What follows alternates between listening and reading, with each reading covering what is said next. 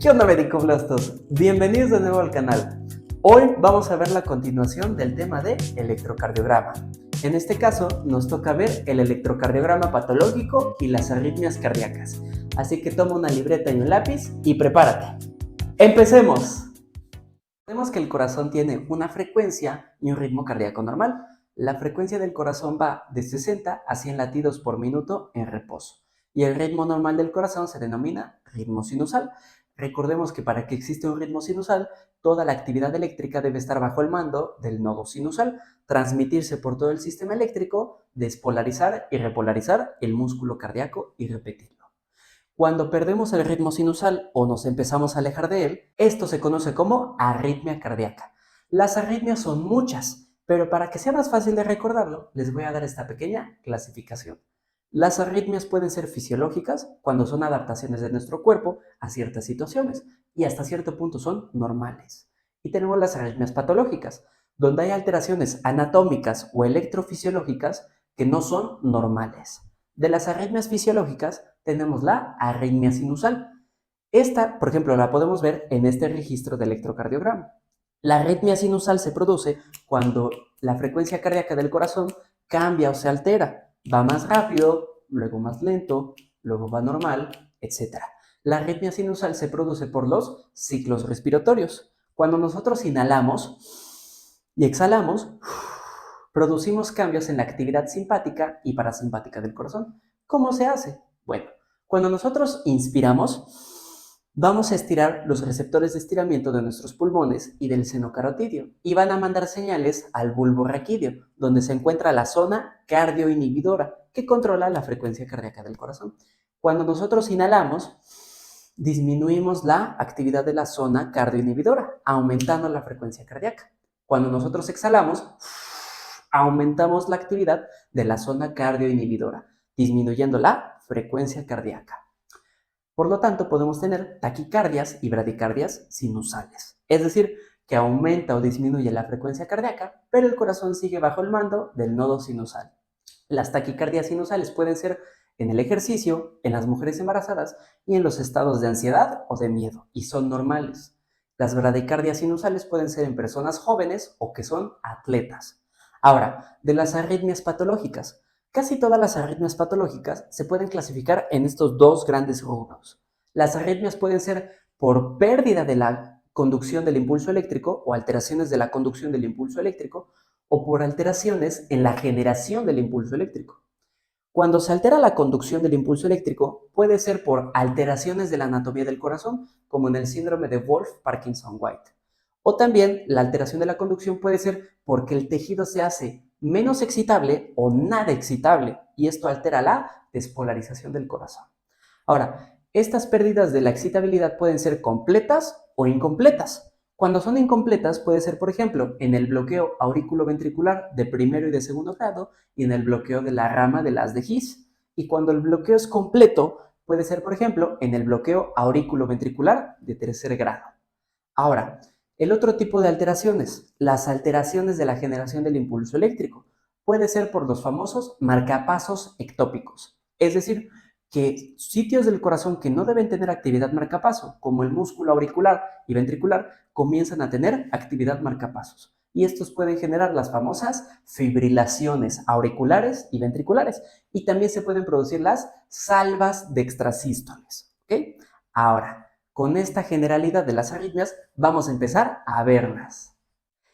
Empecemos hablando sobre las arritmias causadas por alteraciones de la conducción del impulso eléctrico. Recordemos que estas pueden ser causadas por anomalías anatómicas y por daños en los tejidos que hagan que sean menos excitables o completamente inexcitables. Vamos a hablar primero de estas. Cuando hay una lesión en el tejido cardíaco, en alguna porción de las células cardíacas, como un estiramiento o una anoxia, va a producir cambios en su electrofisiología y por lo tanto va a disminuir su excitabilidad, ya sea parcialmente o completamente.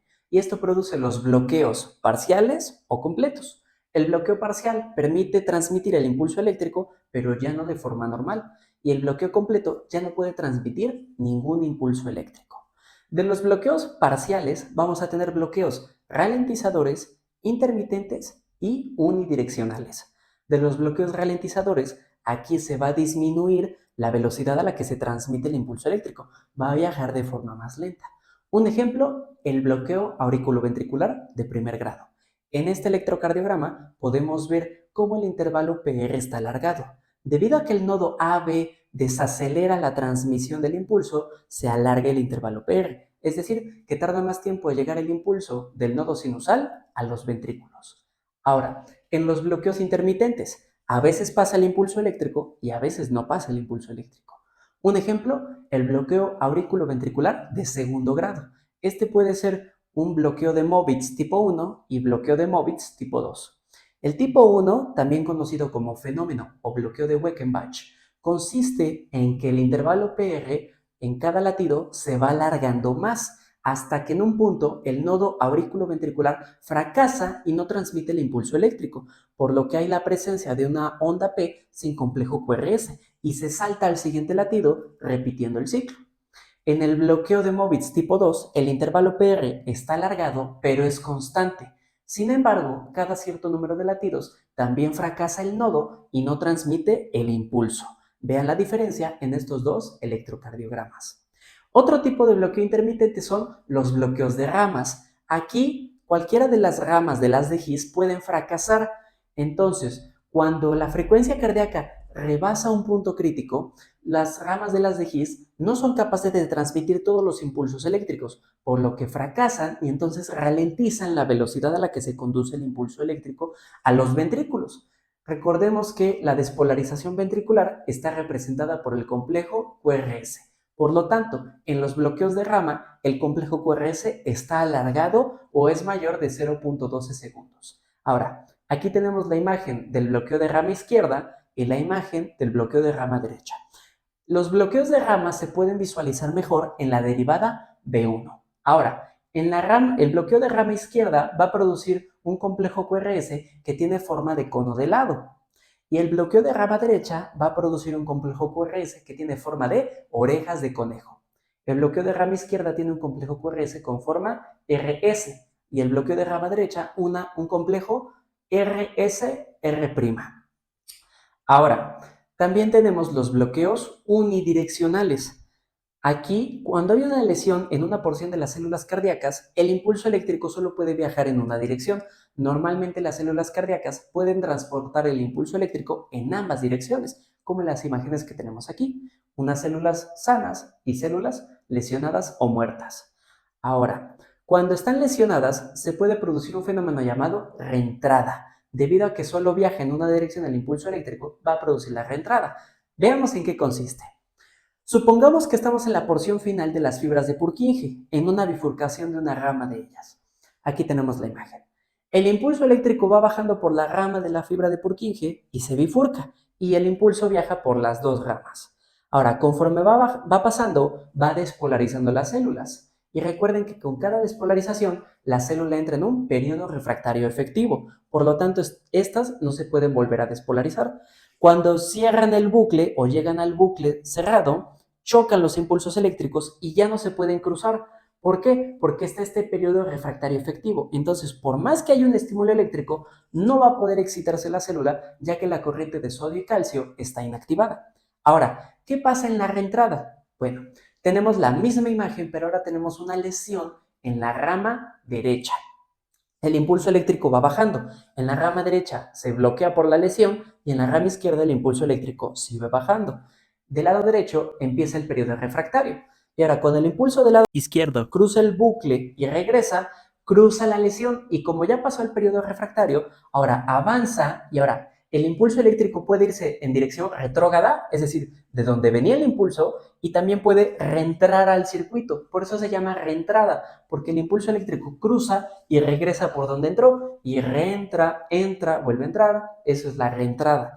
Ahora, si este impulso eléctrico le gana a la frecuencia del marcapasos, entonces este también va a tener actividad marcapasos. Y esto produce los famosos marcapasos ectópicos. Este síndrome de reentrada es el principal causante de las taquicardias auriculares, ventriculares y las fibrilaciones, ¿ok? Ahora, de los bloqueos completos tenemos el bloqueo auriculoventricular de tercer grado.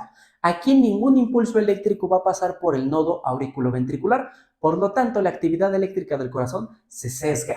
Esto se conoce como disociación AB. Por lo tanto, las aurículas laten con el marcapasos del nodo sinusal y los ventrículos laten con el marcapasos de las fibras de Purkinje.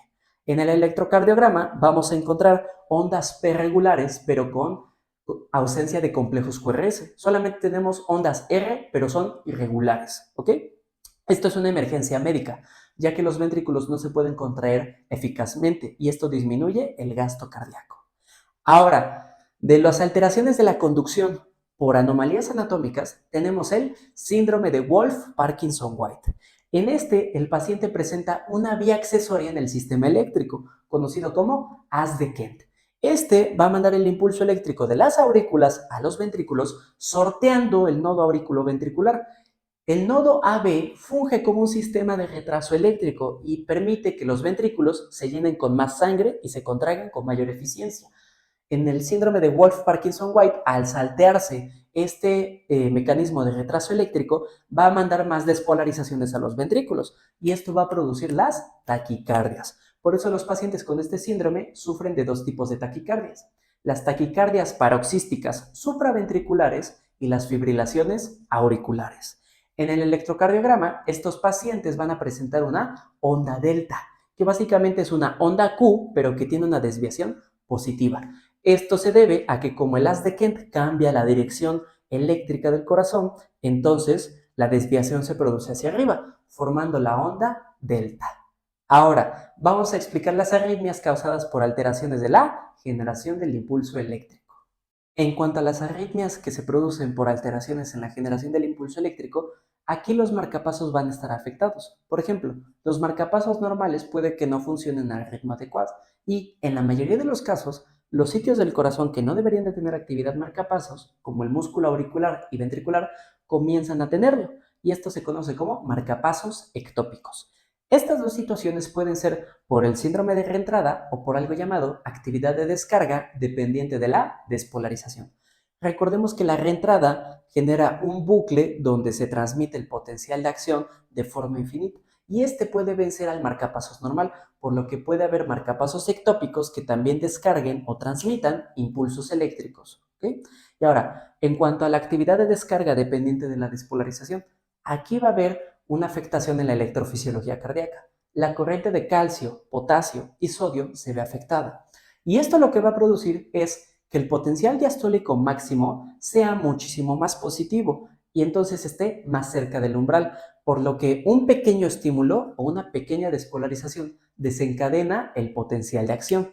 Ahora, una vez que se desencadena este potencial de acción, va a ser más prolongado. Y ahora, mientras la corriente de sodio se está recuperando, se empieza a repolarizar, pero la corriente de calcio ya está totalmente recuperada, por lo que se despolariza y antes de que llegue a su potencial de reposo, vuelve a despolarizarse.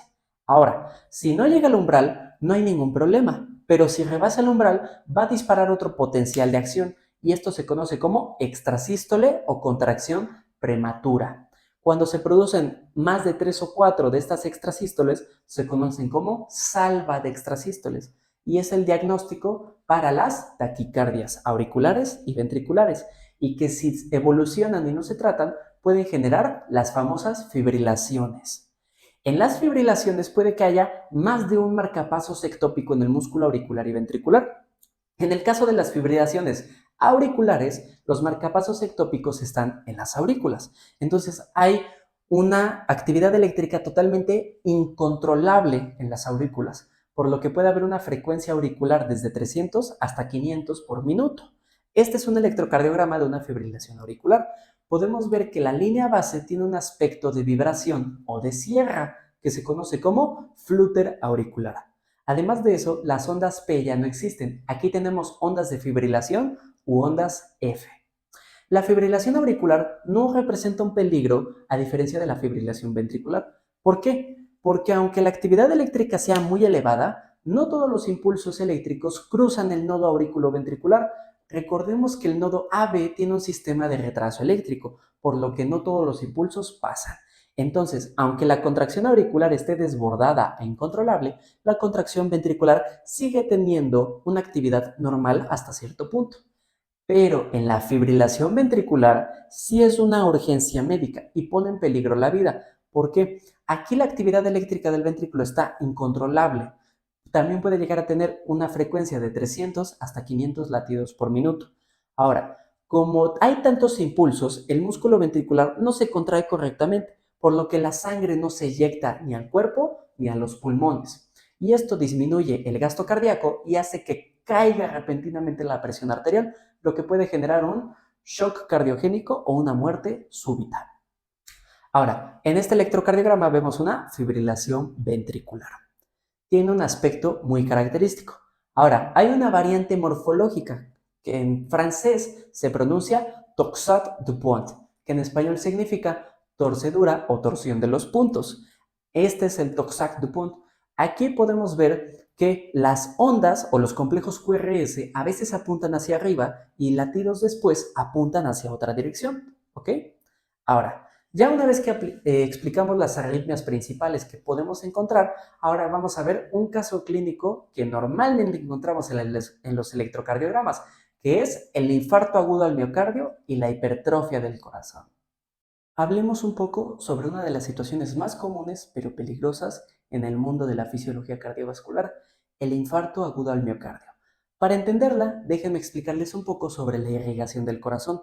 Las arterias que van a nutrir al corazón provienen de la aorta y van a ser dos principales, que de ellas se va a emanar un árbol arterial: la arteria coronaria izquierda y la arteria coronaria derecha. De la arteria coronaria izquierda se van a desprender dos ramas principales: la circunfleja y la arteria descendente anterior izquierda.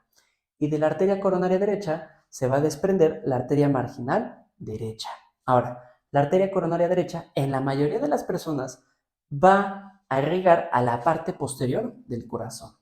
La arteria descendente anterior izquierda va a irrigar la parte anterior y septal del corazón, y la arteria circunfleja va a irrigar a la parte lateral del corazón.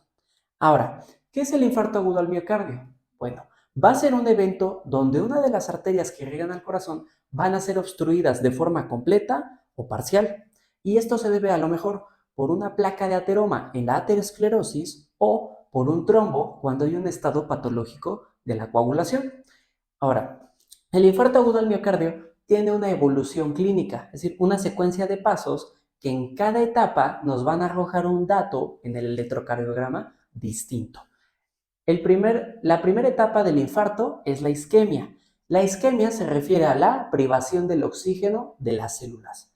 Entonces, aquí se empieza a tapar la arteria y las células ya no pueden obtener oxígeno y nutrientes. Ahora, en el electrocardiograma, en la isquemia, nosotros vamos a encontrar dos indicios: las ondas T picudas y las ondas T invertidas. Esto se debe a que el endocardio se repolariza primero y se dirige hacia el electrodo positivo. Recordemos que una repolarización que se acerca produce una desviación negativa, de ahí que la onda T está invertida. Ahora, aquí el daño todavía es reversible. Si nosotros readministramos el flujo de oxígeno, se revierte la isquemia. Pero si el paciente no se atiende o no va al hospital, esta isquemia va a empezar a que se agote la reserva de oxígeno en las células y comience el metabolismo anaerobio. Y el metabolismo anaerobio empieza a producir metabolitos que producen una acidosis celular. Esto va a lesionar a las células. Y ahora, una lesión celular se va a registrar en el electrocardiograma como una elevación o una depresión del segmento ST. Ahora, ¿qué pasa en cada una? Bueno, en la elevación de ST, la oclusión o la obstrucción del vaso es completa, y en la depresión del segmento ST, la oclusión es parcial. ¿Ok? Si el paciente sigue sin recibir un tratamiento, esta lesión puede producir daños irreversibles en la célula, causando muerte celular o necrosis. Y esta porción del corazón es reemplazada por una cicatriz, es decir, se hace una cicatrización cardíaca. Este tejido ya no es capaz de producir potenciales de acción ni transmitirlos. Aquí el daño ya es irreversible. Y en el electrocardiograma podemos detectar necrosis del tejido cardíaco cuando hallamos ondas Q patológicas, es decir, una onda QS totalmente negativa o una onda Q meramente patológica, es decir, que sea un tercio del tamaño de la onda R o que sea muy protuberante. ¿Ok? Ahora, Recordemos que cada derivación ve al corazón desde una área distinta o ve una región distinta del corazón. Por ejemplo, si nosotros encontramos una onda T invertida en el segmento o en la derivación ABR, entonces recordemos que ABR ve la región posterior del corazón. Por lo tanto, quiere decir que en la región posterior del corazón empieza a haber una isquemia. Y esta a lo mejor puede deberse a que empieza a haber un trombo o una placa de ateroma en la arteria coronaria derecha o en alguna de las ramas en la parte posterior. Si, por ejemplo, nosotros hallamos una elevación del segmento ST en la derivada 2, en la derivada 3 y en la derivada ABF, quiere decir que empieza a haber una oclusión completa en la región inferior del corazón. Recordemos que la derivada 2, 3 y ABF van a ver la cara inferior del corazón. Por lo tanto, quiere decir que hay una obstrucción completa en la arteria que irriga la región inferior. Quiere decir que empieza a haber una obstrucción completa en la arteria descendente anterior izquierda. Por otro caso, si encontramos una depresión del segmento ST desde la derivada B1 hasta la derivada B6, recordemos que B1 y B2 ven la región septal, B3 y B4 la región anterior, B5 y B6 la región arterial. Quiere decir que hay una oclusión parcial de los vasos que irrigan desde la porción lateral hasta la porción inferior. Por lo tanto, puede que la arteria coronaria derecha empiece a estar ocluida parcialmente o que haya una obstrucción parcial en la arteria circunfleja y una obstrucción parcial en la arteria descendente anterior. ¿Ok? Y si, por ejemplo, encontramos una onda Q patológica en la derivada 2, derivada 3 y en ABF, quiere decir que en la parte inferior del corazón ya el tejido es necrótico, ya es solamente una cicatriz. Con esto finalizamos nuestro video de electrocardiograma patológico y las arritmias cardíacas. Espero que hayan aprendido bastante y que les haya gustado. Yo soy Enrique Pedrosa y recuerden que la clave del éxito es la constancia. Hasta pronto, médico Blastos.